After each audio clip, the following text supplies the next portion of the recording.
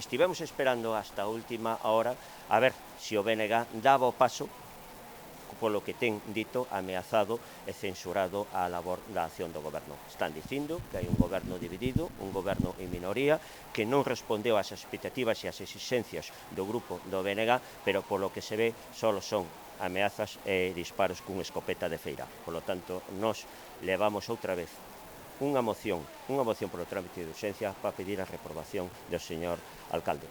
Que nos agora mesmo reprobaríamos ao alcalde. Non temos ninguna dúbida en que vai ser esa a posición do BNG. De que ao venres o alcalde ainda pode cambiar moitas cousas, pero que nos pedimos xa non é tanto unha dimisión, un acto de responsabilidade como un cambio total das políticas que se están desenvolvendo. Non pode ser que a día de hoxe a cidade este máis escandalizada polos problemas internos do goberno socialista que pola súa falta de competencia ou de capacidade para resolver moitos problemas.